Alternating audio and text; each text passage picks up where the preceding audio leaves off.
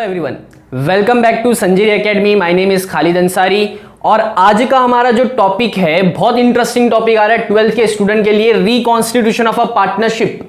क्योंकि अब नाम जरूर थोड़ा सा चेंज हो चुका है, पहले नाम था एडमिशन ऑफ अ पार्टनर, अब उसके साथ में लग गया रिकॉन्स्टिट्यूशन। इसका भी मतलब हम लोग देखेंगे क्या होता है आगे। पहले एडमिशन ऑफ अ पार्टनर को समझना बहुत इंपॉर्टेंट है, ठीक है। तो एडमिशन ऑफ अ पार्टनर क्या है, इसको एक एग्जांपल के थ्रू हम लोग समझते हैं तो आपको समझ में अच्छे तरीके से आएगा। फर्स्ट दिया है आपको, फॉर एग्जांपल एक लेते हैं, एक पार्टनरशिप फर्म है, कहां पे होगा, एक कभी भी याद रखो पार्टनर कभी भी एडमिट होता है ओनली ऑन पार्टनरशिप फर्म। तो एक पार्टनरशिप फर्म है, पार्टनरशिप फर्म किसे कहते हैं, जहां पे 2 या 3 पार्टनर एक बिजनेस को चलाते हैं, उसे कहते हैं पार्टनरशिप फर्म। तो पार्टनरशिप फर्म में अगर 2 पार्टनर है, फॉर एग्जांपल लेते हैं 2 पार्टनर है, एक मिस्टर ए है और एक मिस्टर बी है। अगर वो दोनों बिजनेस को अच्छी तरीके से क्या करते हैं, चलाते हैं, तब वो क्या चाहते हैं कि बिजनेस में और पैसा आए। तो पैसा कहां से आएगा, तो क्या सोचते हैं कि हम एक पार्टनर को एडमिट कर लेते हैं as a new partner, mister C को। मतलब अगर वो न्यू पार्टनर को एडमिट करते, पहले से तो 2 पार्टनर थे, अब तीसरे पार्टनर को अगर बिजनेस में एडमिट करेंगे तो पहले बात आती है क्यों करेंगे। पहले समझ में, पहले क्वेश्चन ये आता है क्यों करेंगे एडमिट। तो हो सकता है उन्हें कैपिटल की रिक्वायरमेंट हो, तो हो सकता है कैपिटल की रिक्वायरमेंट हो। दूसरी बात हो सकता है बिजनेस को उन्हें एक्सपांड करना हो, बिजनेस को एक्सपांड करना हो या तो डेवलप करना हो। तो अगर बिजनेस को एक्सपांड और डेवलप करना है तो किसकी जरूरत पड़ेगी, कैपिटल। मतलब उसे फ्री में तो नहीं लेंगे हम अपने बिजनेस में। हम ए और बी, आप और मैं एक बिजनेस चलाते हैं और सी आपका फ्रेंड है कोई, उसे हम बिजनेस में लेते तो फ्री में तो नहीं लेंगे, उससे क्या लेंगे, कैपिटल। मतलब बिजनेस में पैसा इन्वेस्ट करेगा। क्यों, तो बिजनेस को हमें एक्सपांड करना है, बिजनेस को डेवलप करना है, इसलिए।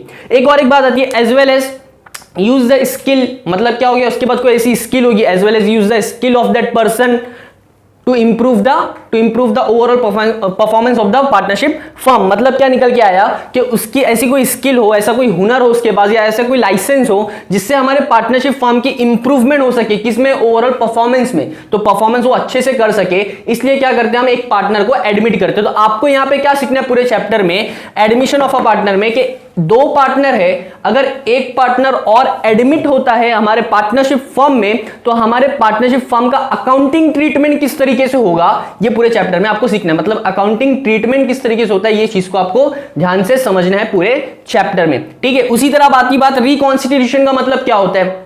एडमिशन को तो समझ गया कि एडमिट होता है एक पार्टनरशिप फर्म में एक पार्टनर, उसे कहते हैं एडमिशन ऑफ अ पार्टनर। और इस चैप्टर में आपको अकाउंटिंग ट्रीटमेंट देखना है। लेकिन रिकॉन्स्टिट्यूशन का मतलब क्या आया, रिकॉन्स्टिट्यूशन का मतलब ये होता है कि जहां पे आपका कोई भी पार्टनर या तो एडमिट हो, या तो रिटायर हो जाए, या तो डेथ हो जाए। तीनों ऑप्शन है, एडमिशन हो या रिटायरमेंट हो या तो डेथ हो।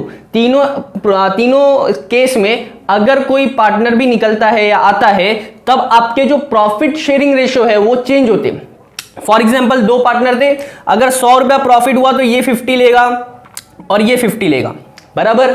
लेकिन अगर न्यू पार्टनर एडमिट होता है तो यहां पे 50-50 नहीं लेंगे, हो सकता है ये 40 ले, हो सकता है ये 30 ले, और जो सी आएगा वो भी क्या बोलेगा, मैं लेता हूं 30, तो होगा आपका 100 रुपीज। तो इस तरीके से रिकॉन्स्टिट्यूशन का मतलब होता है पार्टनरशिप आपका रेशो जो है, प्रॉफिट शेयरिंग रेशो है, वो चेंज होता है, उसे कहते हैं रिकॉन्स्टिट्यूशन। और कब चेंज होता है, 3 केस मैंने बताया, एडमिशन, रिटायरमेंट और डेथ। तो इस तरीके से आपका निकल कर आता है रिकॉन्स्टिट्यूशन का मीनिंग। अब देखते हैं तो एडमिशन का मीनिंग, एडमिशन का मीनिंग आपको क्या दिया वो देखते हैं।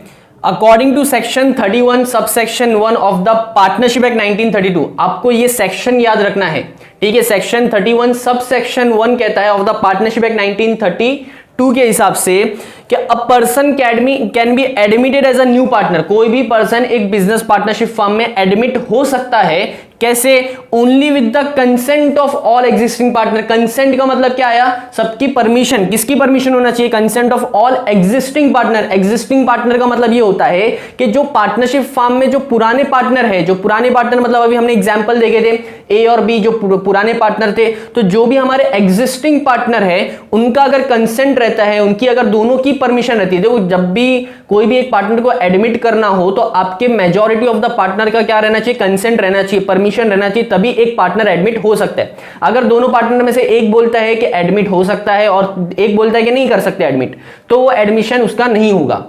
तो अगर दोनों का, ऑल एग्जिस्टिंग पार्टनर का अगर कंसेंट रहता है तभी एक क्या होगा, एक न्यू पार्टनर एडमिशन होगा। कौन कहता है? As per the section 31 subsection 1। और आगे क्या दिया है? न्यू पार्टनर विल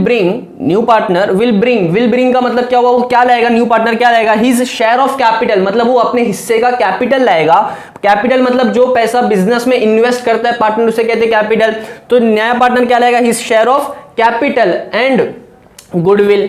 और क्या लेगा? गुडविल मतलब क्या होती है? बिजनेस की रेपुटेशन। अच्छा, अभी तक के जो दो पार्टनर थे वो बिजनेस चला रहे थे, हमने पिछला एग्जांपल जो देखिए ए और बी, तो अभी तक के जो रेपुटेशन भी वो किसने कमाया? ए और बी ने कमाया। मतलब अभी तक की जो रेपुटेशन कंपनी की बनी है, पार्टनरशिप फर्म की बनी है, वो किसने कमाया था? एग्जिस्टिंग पार्टनर ने।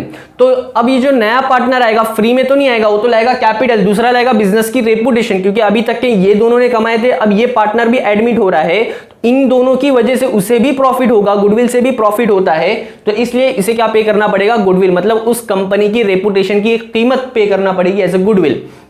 एंड इंजॉय द राइट, क्या उसे अधिकार मिलेगा? Enjoy the right to share the future profit, मतलब उसे जो फ्यूचर में प्रॉफिट होगा, मतलब अभी तक के जो प्रॉफिट हुआ वो तो जाने दो, आगे जो भी नेक्स्ट ईयर जो प्रॉफिट होगा उसमें वो क्या कर सकता है? राइट टू शेयर, मतलब वो क्या कर सकता है? अब तीनों पार्टनर उसे क्या करेंगे? प्रॉफिट शेयर करेंगे वो प्रॉफिट को। तो इसे क्या मिला? तो न्यू पार्टनर ने क्या लाया? कैपिटल लाया और गुडविल लाया। गुडविल और कैपिटल लाने के बदले में उसे क्या मिला? जो भी फ्यूचर में प्रॉफिट होगा उसमें उसे हिस्सा मिला। तो ये आता है मीनिंग निकल के आपके एज पर सेक्शन 31 सबसेक्शन 1 के हिसाब से। ठीक है, अब इंपॉर्टेंट कॉन्सेप्ट आपको पूरे चैप्टर में क्या क्या देखना है वो मैं बता दूं। तो फर्स्ट आप देखिए रेशियोज। बच्चे ज्यादातर जो कंफ्यूज होते हैं सिर्फ आके रेशियोज में।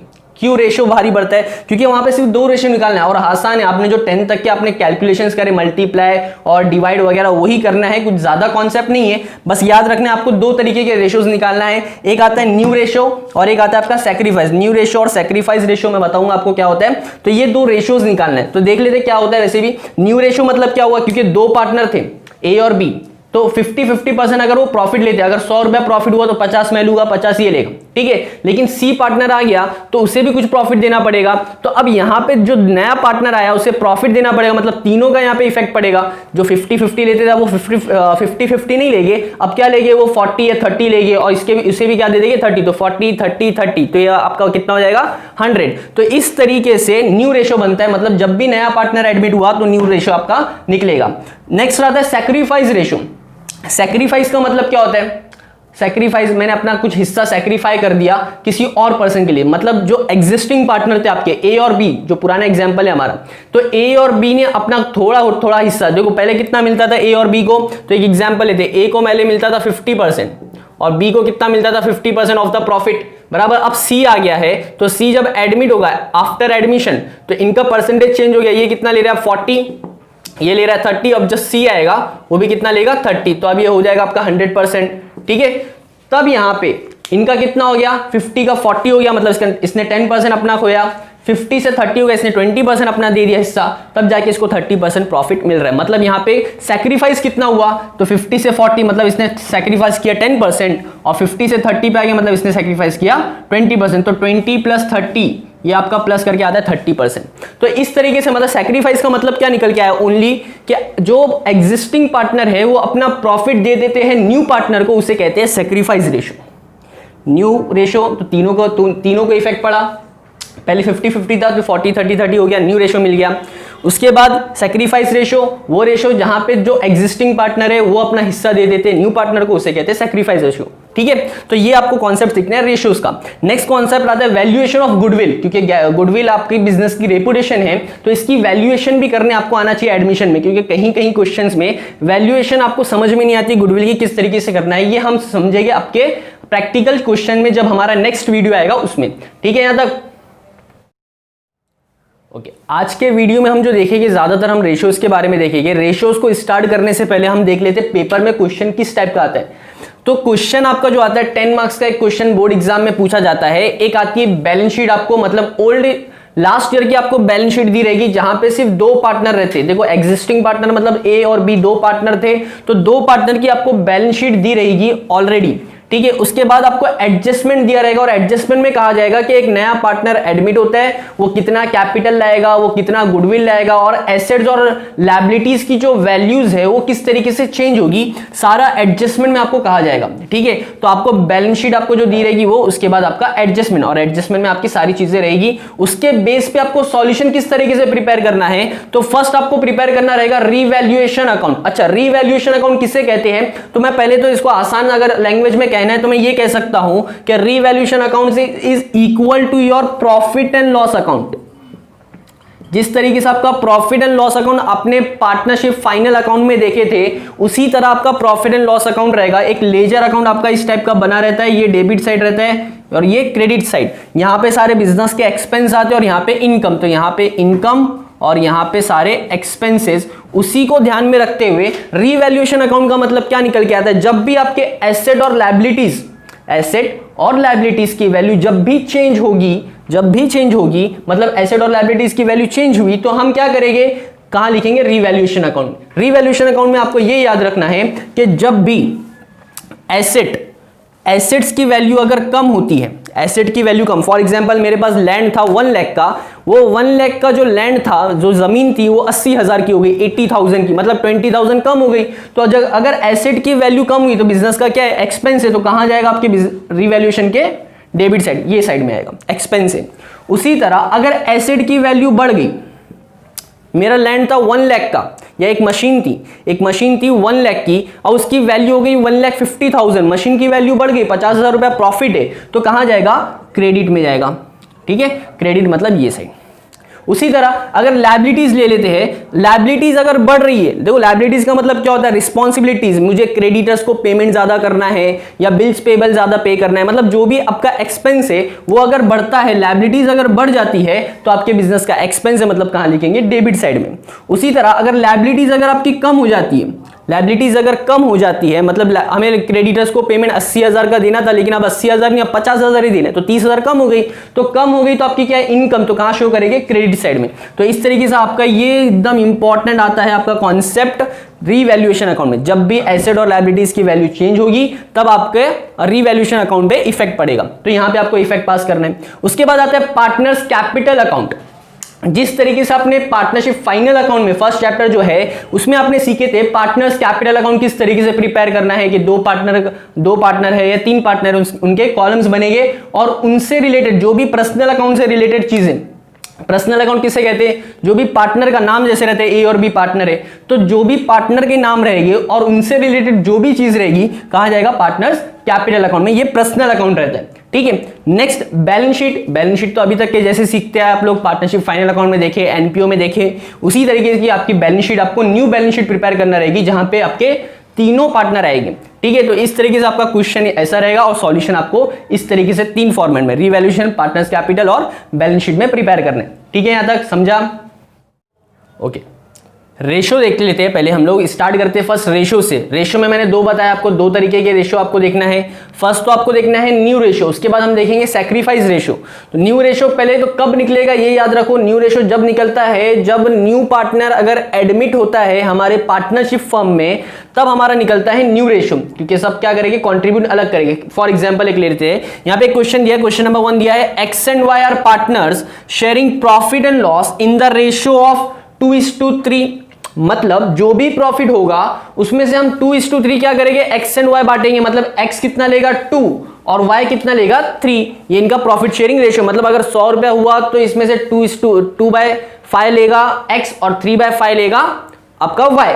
ठीक है, नेक्स्ट आगे दिया है, they admitted Z for 1/4 share in future profit. मतलब जब भी इन्होंने क्या किया, एडमिट करे जेड को, और जब भी प्रॉफिट होगा इन फ्यूचर प्रॉफिट में से अभी तक का प्रॉफिट जो उसमें नहीं, जो फ्यूचर प्रॉफिट होगा उसमें से 1/4 शेयर कौन लेगा, जेड। मतलब 2 पार्टनर है, 2/3 लेते हैं एक्स एंड वाई, और बाद में जो नया पार्टनर आया वो लेगा 1/4। फॉर एग्जाम्पल एक मैं एग्जाम्पल देख लेते हैं कि हो सकता है एक्स जो पार्टनर था, ठीक है, ये एक रोटी है, एग्जाम्पल लेते, एक रोटी है, उसमें से जो एक्स है वो कितना लेता है 2। तो हमने बोले कि 2 हिस्सा कौन लेता था, पहले एक्स, उसके बाद जो वाई आया तब वाई भी बिजनेस का पार्टनर था, उसने कितना हिस्सा लेता था उससे 3, मतलब यहाँ पे x लेता था y, x लेता था 2 हिस्सा और रोटी का 3 हिस्सा कौन लेता था y। बाकी जो हिस्सा बच गया अब वो क्या ले रहा है 1/4 हिस्सा कौन लेगा अब z।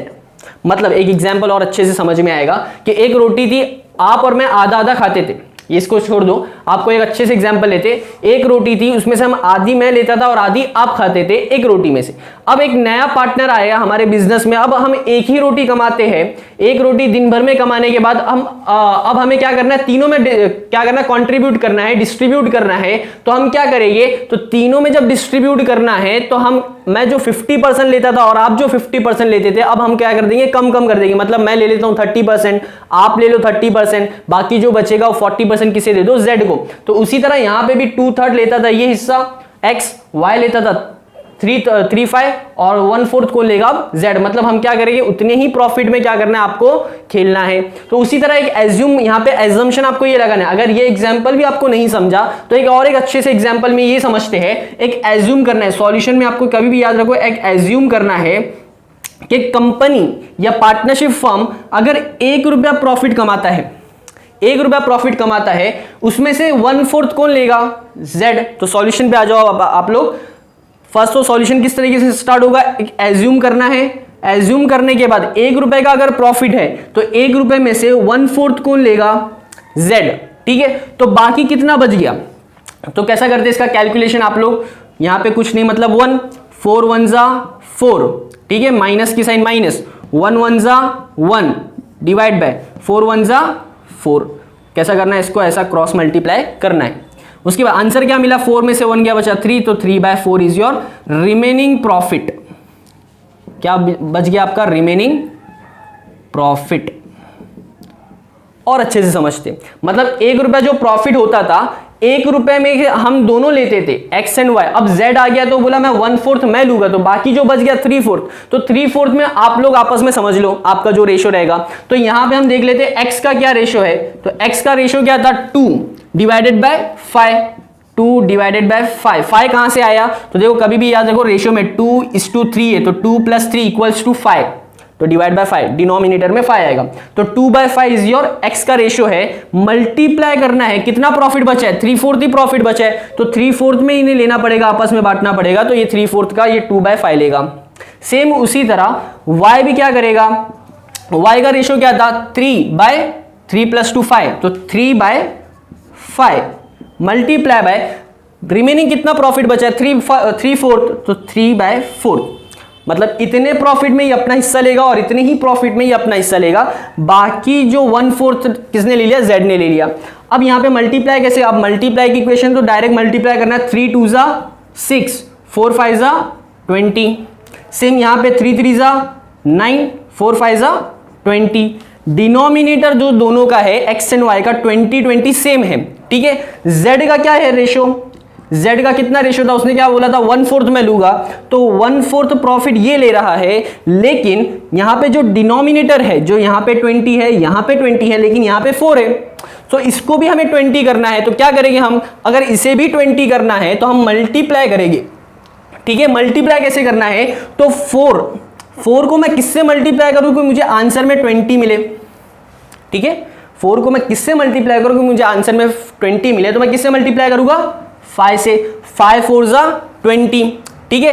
अगर नीचे मैं 5 से मल्टीप्लाई करता हूं तो ऊपर भी मुझे 5 से मल्टीप्लाई करना पड़ेगा, तो 5 1 जा 5। अब देखो डिनोमिनेटर 20 20 20 तीनों का अब सेम मिल रहा है, तब आपका न्यू रेशो मिलेगा। तो न्यू रेशो इज योर 6:9:5, ये आपका मिलता है न्यू रेशो। सो इस तरीके से आपको निकालना है। अगर न्यू पार्टनर अगर एडमिट होता है पार्टनरशिप फर्म में, तब हमें क्या करना है, इस तरीके से न्यू रेशो आपको फाइंड आउट करना पड़ता है, ठीक है। यहां तक और अच्छे से समझने के लिए एक और क्वेश्चन देखते हैं हम लोग, सेम न्यू रेशो के। न्यू रेशो का सेकंड क्वेश्चन है, A and B are partners sharing profit and loss in the ratio of 6:4। अब इस क्वेश्चन में मैंने आपको रेशियो चेंज कर दिया है और पार्टनर्स के नाम, ए और बी पार्टनर्स है, जो प्रॉफिट शेयरिंग रेशियो कितना है उनका 6:4। They admitted C for 1/5 share in future profit. मतलब जो भी प्रॉफिट होगा उसका 1/5 शेयर कौन लेगा, सी, जितना भी प्रॉफिट हुआ उसका 1/5 लेगा सी, बाकी जो बचेगा 6 और 4 में वो क्या करेंगे, डिवाइड करेंगे। तो आपका सेम उसी तरह करना है सॉल्यूशन। फर्स्ट सॉल्यूशन स्टार्ट करने से पहले एज्यूम करना है या एग्जाम्पल करना है कि आपका जो प्रॉफिट है वो कितना होता है, 1 रुपया। कभी आप बोलेंगे 1 रुपया ही क्यों लेना है, अगर 100 रुपीज देंगे तो भी आंसर सेम आएगा, लेकिन आपको सॉल्यूशन उसका हार्ड पड़ेगा, इसलिए 1 रुपया एक स्मॉल अमाउंट लेते हैं हम लोग कि 1 रुपया अगर प्रॉफिट होता है तो उसमें से 1/5 कौन लेके जा रहे हैं, सी। तो जो बच गया, बचेगा कितना, तो हम लोग यहाँ पे कैलकुलेशन करेंगे 5 1 जा 5, यहाँ पे कुछ नहीं है मतलब 1 1 1 जा 1, ये क्या करना है, क्रॉस मल्टीप्लाई करना है। तो 5 1 जा 5, 1 1 जा 1, बीच में माइनस की साइन, डिवाइडेड बाय 5 1 जा 5, ये आपका मल्टीप्लीकेशन होगा। ठीक है, तो 5 में से 1 गया is equal to 4/5 is your remaining profit. क्या है ये, रिमेनिंग प्रॉफिट। मतलब अगर 1 रुपया प्रॉफिट होता है तो उसमें से 1/5 तो सी लेकर चले जाएगा, बाकी जो बचेगा 4/5, तो 4/5 में से ए और बी को क्या करना पड़ेगा, शेयर करना पड़ेगा। तो किस तरीके से शेयर करेंगे वो देखते हैं हम। फर्स्ट क्या है, ए पार्टनर का जो रेशो है कितना दिया है, 6/4, 6:4, तो 6/4 है ना, तो 6 + 4 = 10, तो 6/10। ठीक है, 10 कहां से आया, 6 + 4 = 10, तो डिनोमिनेटर में आपका 6/10 मल्टीप्लाई किससे करना है, कितना प्रॉफिट आपके पास, 6/4, 6/5 तो 4/5, तो 4/5 इज योर प्रॉफिट है। ठीक है, यहाँ पे जो रिमेनिंग प्रॉफिट है उसमें से वो अपना हिस्सा लेगा, तो यहाँ पे मल्टीप्लाई करना है। सेम उसी तरह बी को भी उसी तरह करना है। कितना रेशो है, 4/10, तो 4 / 10 मल्टीप्लाई कितना होगा, जितना रिमेनिंग प्रॉफिट है 4/5, तो 4/5 से क्या होगा, मल्टीप्लाई होगा। ठीक है, तो यहाँ पे इनका कितना आएगा रेशो, तो 6 × 4 करेंगे तो आपका आता है 6 4 = 24 डिवाइडेड बाय 50। सेम यहाँ पे 4 4 = 16, 10 5 = 50। ठीक है, तो मतलब ए का जो न्यू रेशो मिल रहा है 24 / 50 और इसका 16/50। सेम अगर सी का देखिए, तो सी ने कितना बोला, मैं कितना प्रॉफिट लूंगा, 1/5, तो इसका 1/5 अगर प्रॉफिट है, ठीक है, लेकिन 1/5 अगर इसका प्रॉफिट है, डिनोमिनेटर सेम है क्या, यहाँ पे देखो 50 है, यहाँ पे 50 है, यहाँ पे कितना आ रहा है, 5 आ रहे हैं, यहाँ पे 50, यहाँ पे 50, यहाँ पे 5 है। इसको मैं कौन से नंबर से मल्टीप्लाई करूं कि मुझे यहाँ पे 50 मिले, यहाँ पे मुझे 50 चाहिए, क्योंकि डिनोमिनेटर तीनों का सेम रहना जरूरी है। तो यहाँ पे मैं किस चीज से मल्टीप्लाई करूं, कौन से नंबर से मल्टीप्लाई करूं कि मुझे यहाँ पे 50 मिलेगा, तो मैं यहाँ पे 10 से मल्टीप्लाई करता हूँ। अगर मैं नीचे 10 से मल्टीप्लाई करूंगा तो मुझे ऊपर भी 10 से मल्टीप्लाई करना है, तो मैं ऊपर भी 10 से मल्टीप्लाई करूंगा, तो 10 1 = 10। अब देखो बराबर आपका आ रहा है 50 50 50, तो न्यू रेशो आपका क्या मिला, तो मैं यहाँ पे लिखता हूँ आपके लिए न्यू रेशो आपको क्या मिल रहा है, 24, ए का, बी का है 16 और सी का आया 10। तो आपको बराबर रिस्पेक्टिवली बराबर ए बी एंड सी में आपको बराबर डिवाइड कर। अच्छा, ये बहुत बड़े बड़े नंबर दिख रहे हैं, इसको अगर डिवाइड कर सकते हो हम डिवाइड भी कर लेते हैं। कैसे डिवाइड करना है, देखो तीनों नंबर 2 के टेबल में आते हैं। देखिए 2 5 = 10 बराबर 2 8 = 16 और सेम 2 12 = 24। तो इस तरीके से आपका न्यू रेशो जो मिला वो 12:8:5। अगर इसको और डिवाइड करेंगे तो आपका पॉइंट में आंसर आएगा, तो वो हमें नहीं लेना है। यहाँ पे जो आपका विदाउट पॉइंट में है वो आपका आंसर रहेगा न्यू रेशो। तो आपको नया रेशो मिल गया। अच्छा, इसका अगर टोटल करेंगे तो कितना आता है, 12 + 8 + 5 = योर 25। ये आपको याद रखना है। ठीक है, तो ये आपका आ गया न्यू रेशो। अगर इसी सेम क्वेश्चन को मैं सैक्रिफाइस रेशो में अगर कन्वर्ट करना चाहता हूं, मतलब मुझे सैक्रिफाइस रेशो निकालना है। सैक्रिफाइस का फिर से एक बार मीनिंग देख लेते क्या होता है। सैक्रिफाइस रेशो वो रेशो है जहां पे आपका जो न्यू रेशो आया है, ओल्ड रेशो जो था, ओल्ड रेशो से जो न्यू रेशो आया उसको माइनस करने के बाद जो बच गया, that is your sacrifice ratio. ठीक है, तो इसका हम लोग सॉल्यूशन देखते हैं किस तरीके से आपको करना है। फर्स्ट देख लेते हैं ए का। ठीक है, सैक्रिफाइस रेशो में फर्स्ट देखते हैं हम ए का। ठीक है, ए का ओल्ड रेशो क्या था, तो ओल्ड रेशो इसका जो था कितना था, 6/10, तो यहां पे 6/10। ठीक है, उसी तरह बी का क्या था, तो बी का 4/10, तो 4/10 इज योर ओल्ड रेशो। ठीक है, इसमें से माइनस करना है आपको न्यू रेशो। न्यू रेशो क्या आया, ए का जो है 12/25। अब देखो 25 मैंने क्यों निकाला था, क्योंकि मुझे टोटल मालूम करना था। 12/25, तो मैं यहां पे कर दूंगा 12/25 is your new ratio A का। सेम बी का कितना रहेगा, 8/25, 8 / 25। तो ये आपका क्या है, न्यू रेशियो और ओल्ड रेशियो। तो मैंने क्या किया, सेक्रीफाइस रेशियो कैसे मालूम पड़ता है आपको, तो सेक्रीफाइस रेशियो हम फाइंड आउट पड़ता है ओल्ड रेशियो में से न्यू रेशियो को माइनस करने के बाद। ठीक है, सैक्रिफाइस रेशियो कैसे मालूम पड़ता है, ओल्ड रेशियो में से न्यू रेशियो माइनस करने के बाद। तो ये ओल्ड रेशियो था, ये न्यू रेशियो है, मैंने माइनस किया। अच्छा, सैक्रिफाइस सिर्फ 2 का निकलेगा।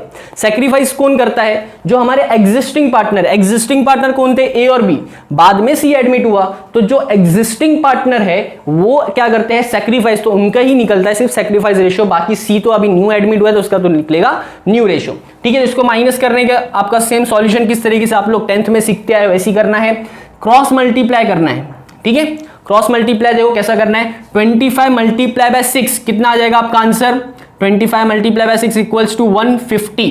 सेम यहां पे 12 multiply by 10 equals to 120 divided by 25 multiply by 10 equals to 250। ठीक है, सेम यहां पे भी सेम क्रॉस मल्टीप्लाई करेंगे, 25 4 जा 100, माइनस की साइन माइनस में, 8 10 जा 80, 25 10 जा 250।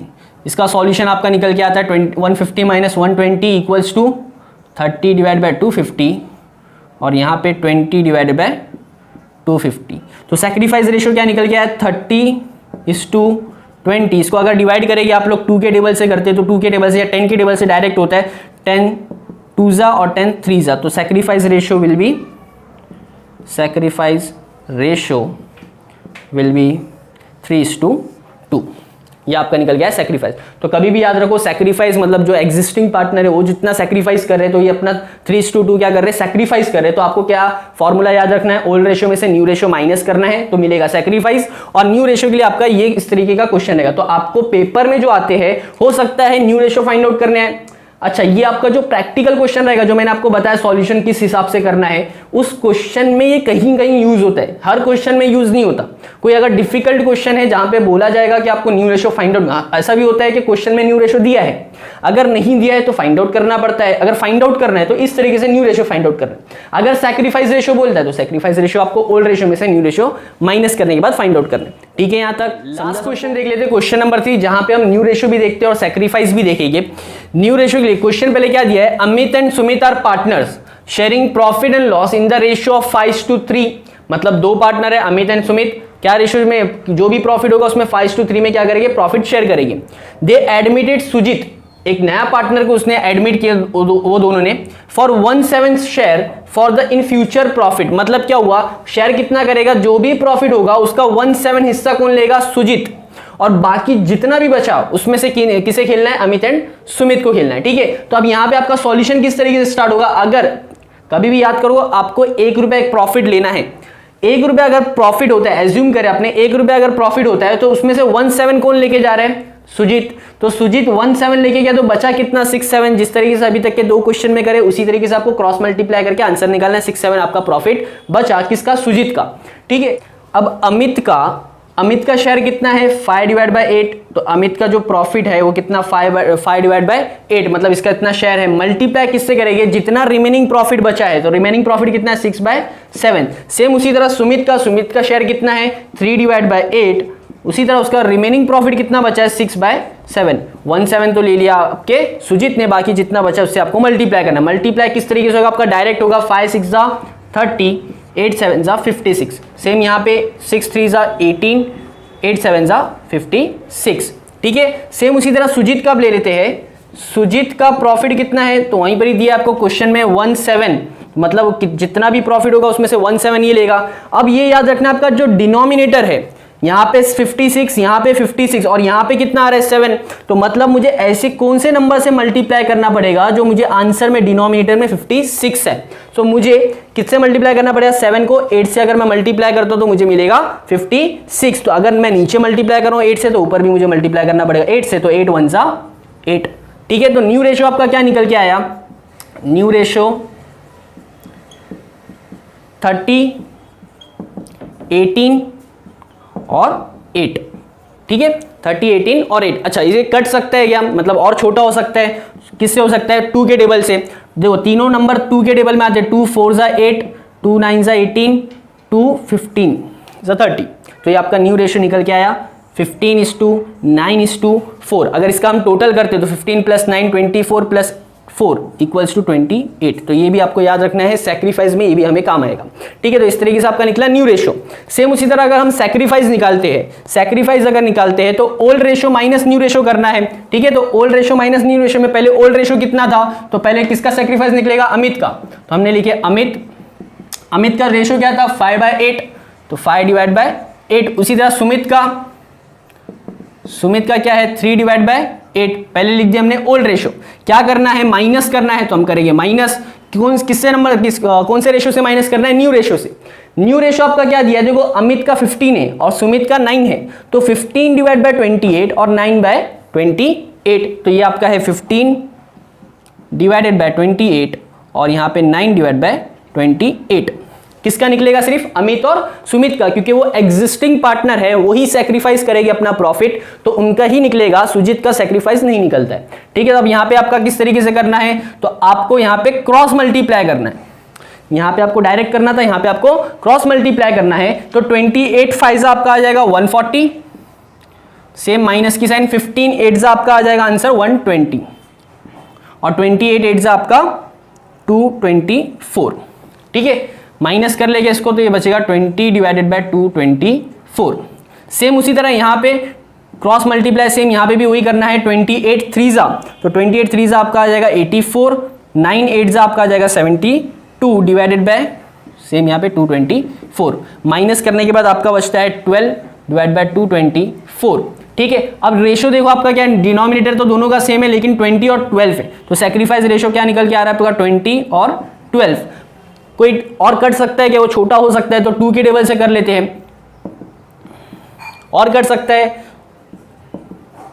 5:3। तो आपका ये सैक्रिफाइस रेशो निकला, मतलब जितना भी प्रॉफिट होगा उसमें से अमित एंड सुमित 5:3 क्या करेगी, अपना सैक्रिफाइस करेगी और किसके देंगे, सुजीत को देंगे। तो इस तरीके से आपका इस पूरे वीडियो में हमने क्या क्या सीख लिए, तो पहले कॉन्सेप्ट सीखे, मीनिंग क्या होता है, उसका इंट्रोडक्शन देखे, क्वेश्चन किस तरीके से आता है, सॉल्यूशन किस तरीके से करना है, और रेशियोज के बारे में सीखे। पूरा वीडियो मेरा जो डिपेंड कर रहा था आज का, मुझे जो आप लोगों को सिखाना था वो रेशियोज को सिखाना था कि न्यू रेशियो और सैक्रिफाइस रेशियो किस तरीके से निकलता है। अब जब हम नेक्स्ट वीडियो में मिलेंगे हम देखेंगे उसमें प्रैक्टिकल क्वेश्चन किस तरीके से सॉल्व करने, जो आपके 10 मार्क्स के लिए जो बोर्ड एग्जाम में पूछा जाता है, और जैसे मैंने आपको सॉल्यूशन बताया कि किस तरीके से आपको पॉइंट वाइज करना है और उसके स्टेप्स देखेंगे। ठीक है, तो यहां पे हमारा वीडियो खत्म होता है। अगर आपको हमारा वीडियो पसंद आया तो लाइक करो, अपने फ्रेंड्स तक शेयर करो, हमारे वीडियो को आप शेयर करो अपने फ्रेंड्स तक, और अगर कुछ फीडबैक है तो कमेंट करो, और अगर आप हमारे चैनल पे फर्स्ट टाइम हो तो प्लीज सब्सक्राइब करो। Thank you for watching us.